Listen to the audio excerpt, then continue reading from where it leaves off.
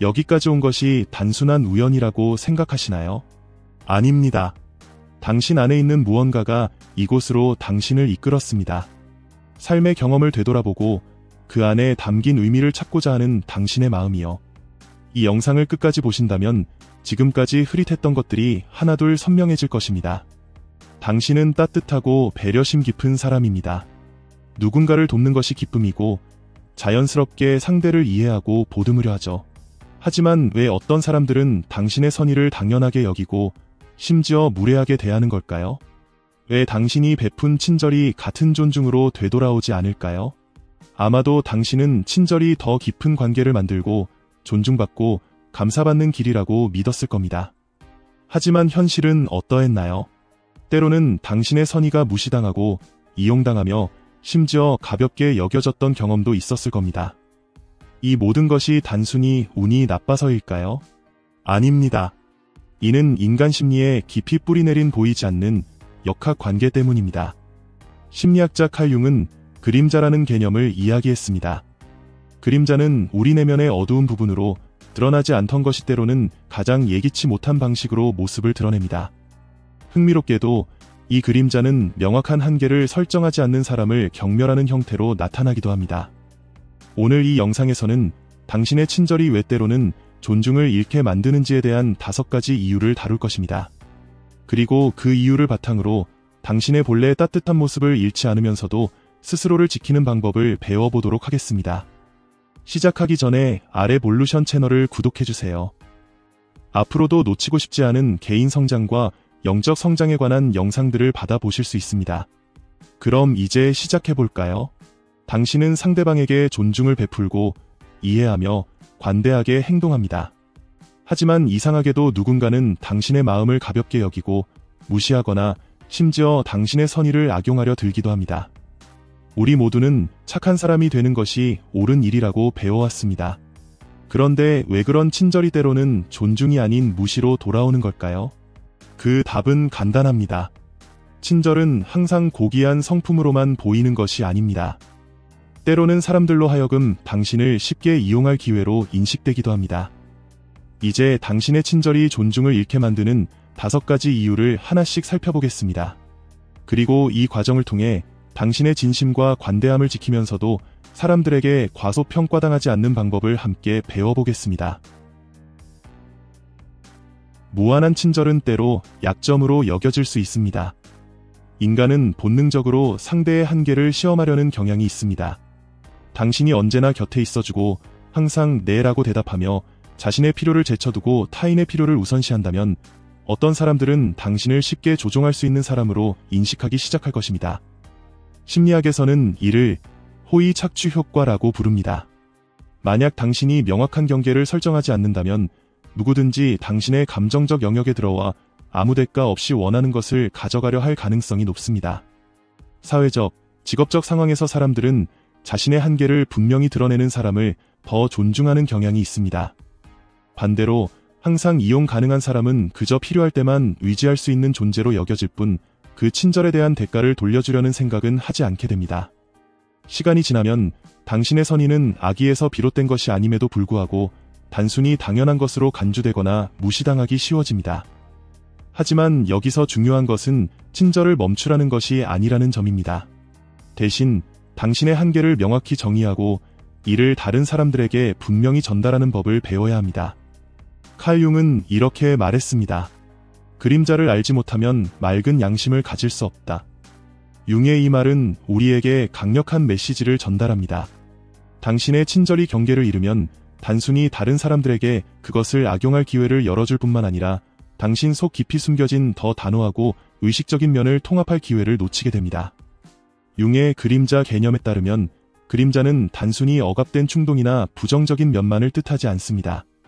오히려 그것은 당신이 스스로 인식하지 못했던 긍정적인 자질도 포함합니다.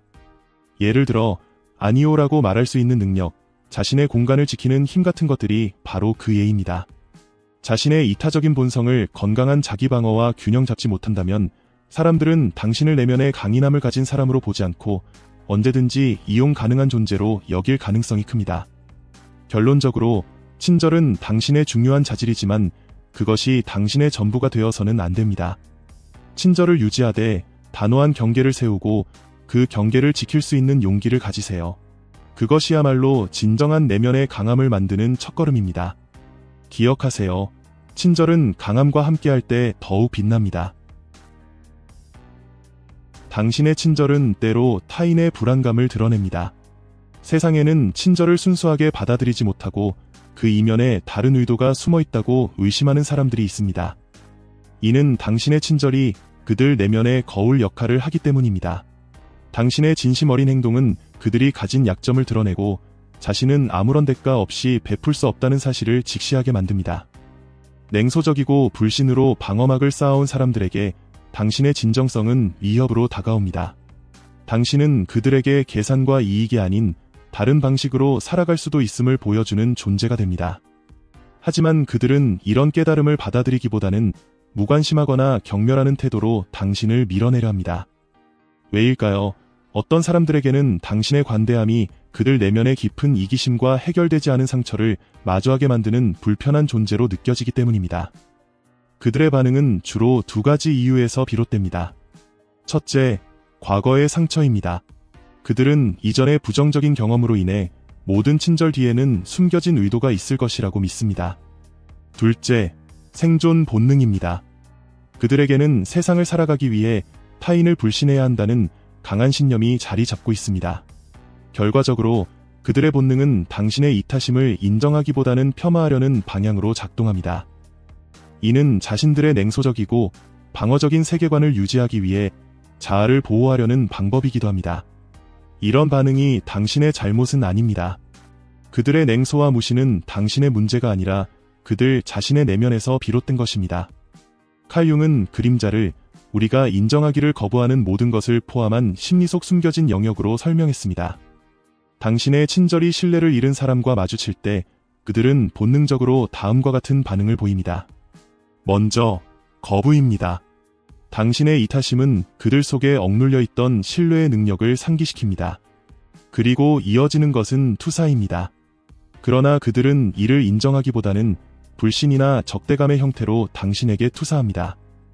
이러한 투사 메커니즘은 그들로 하여금 자신의 불안감과 마주하지 않아도 되게 만들어줍니다. 그러나 동시에 그들은 스스로 불신과 두려움의 세계에 갇히게 됩니다. 그들의 반응은 그들 자신과의 싸움입니다. 그들이 당신의 친절에 냉소적이고 적대적인 태도를 보인다 해도 그것은 결코 당신의 잘못이 아닙니다.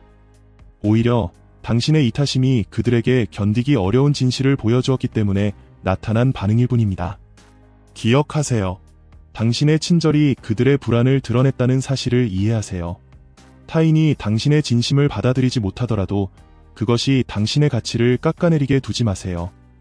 그들의 냉소와 적대는 그들 자신의 상처와 두려움에서 비롯된 것입니다. 당신은 그들의 문제를 해결할 책임이 없습니다. 그러니 당신의 진심과 가치를 믿고 나아가세요. 그들의 반응은 당신이 잘못했기 때문이 아니라 그들 자신이 진실과 직면하지 못했기 때문입니다. 사회적 규범에 반하는 행동은 종종 저항을 불러일으킵니다.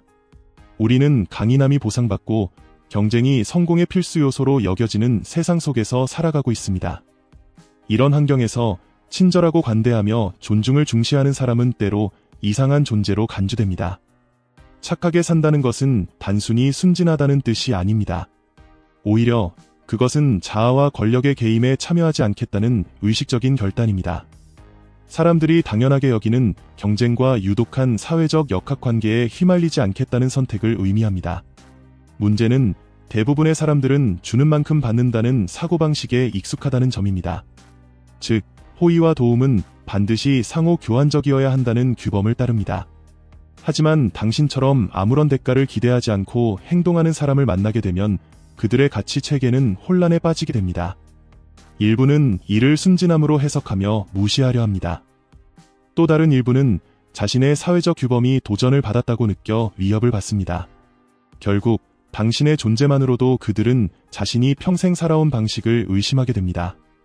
이러한 내면의 불편함은 종종 당신을 거부하거나 냉소적으로 대하거나 심지어 배제하려는 행동으로 나타날 수 있습니다. 하지만 진실은 간단합니다. 친절을 거부하는 사람들은 단순히 그것을 받아들일 준비가 되어 있지 않은 것뿐입니다. 많은 경우 변화해야 할 사람은 당신이 아니라 그들 자신입니다. 그들은 아직 친절이 약점이 아닌 의식적인 선택임을 이해할 성숙함을 갖추지 못했을 뿐입니다. 칼 융은 이렇게 말했습니다.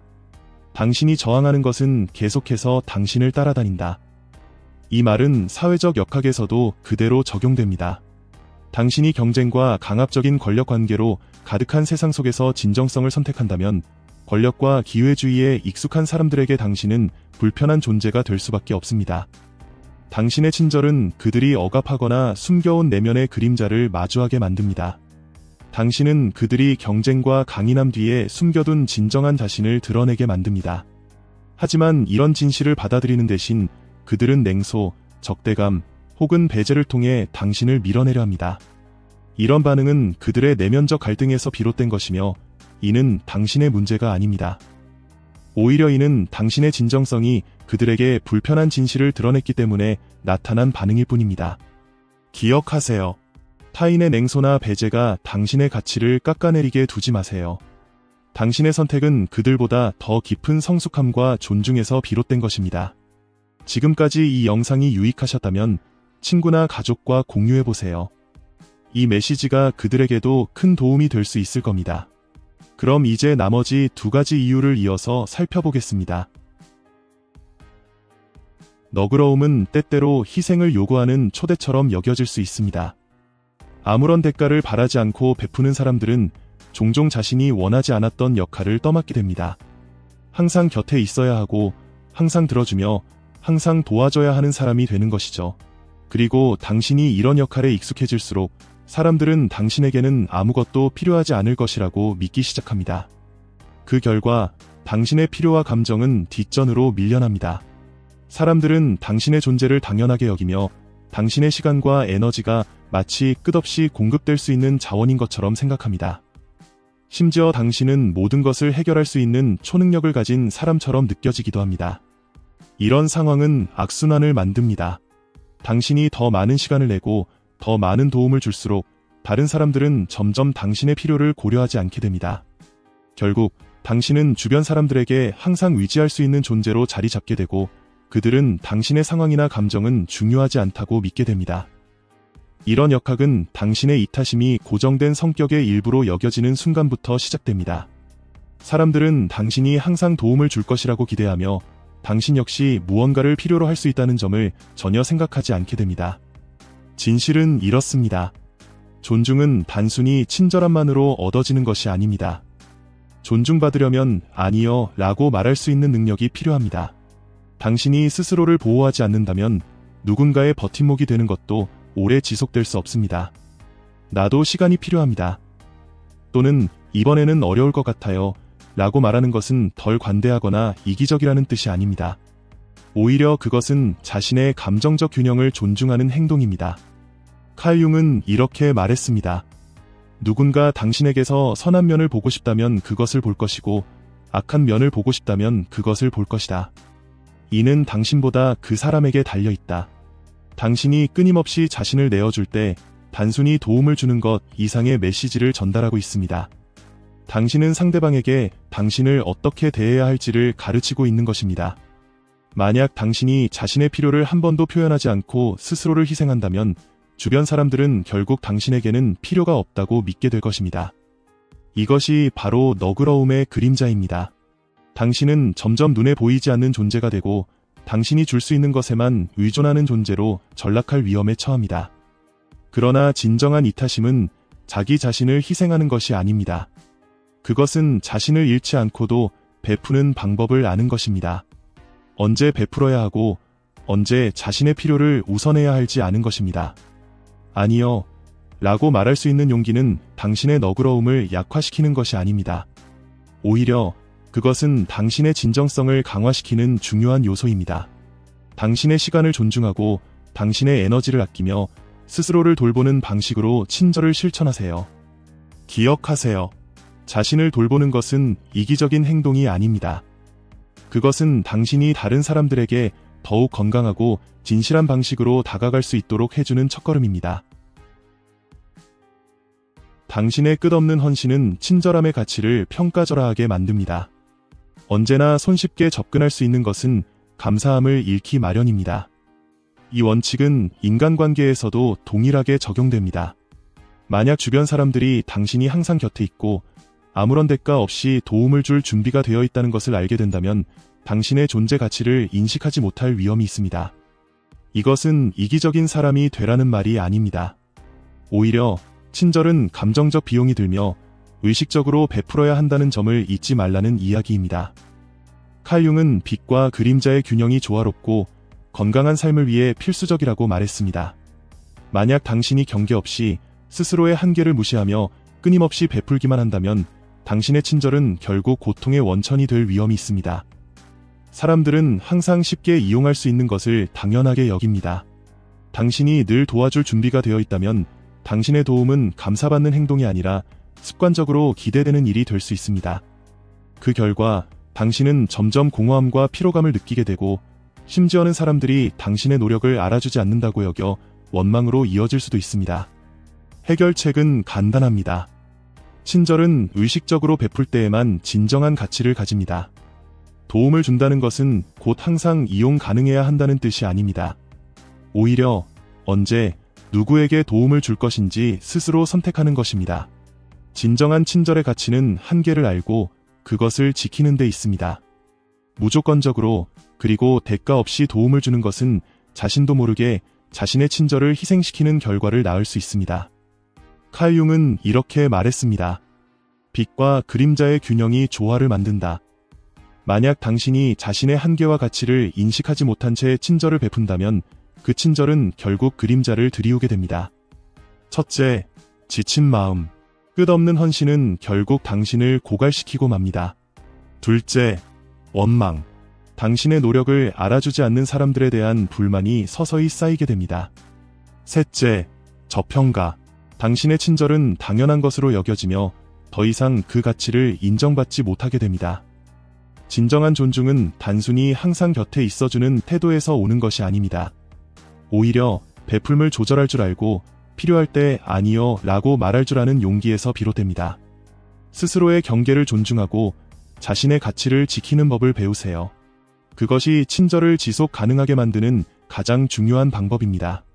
당신의 친절이 끝없는 헌신으로 보이지 않도록 하세요. 시간과 에너지를 존중하며 자신에게 먼저 돌봄과 배려를 베푸세요. 이렇게 함으로써 당신의 친절이 다른 사람들에게 당연하게 여겨지는 것을 막을 수 있습니다. 혹시 당신의 친절 때문에 당연한 존재로 여겨진 적이 있나요? 혹은 스스로의 경계를 지키면서도 친절함을 유지하는 방법을 발견하셨나요? 여러분의 소중한 경험을 댓글로 나눠주세요. 그리고 다음 영상에서 다시 만나길 바랍니다. 저는 아레볼루션이었습니다. 잊지 마세요. 친절은 자신의 가치를 존중할 때 가장 빛나는 법입니다.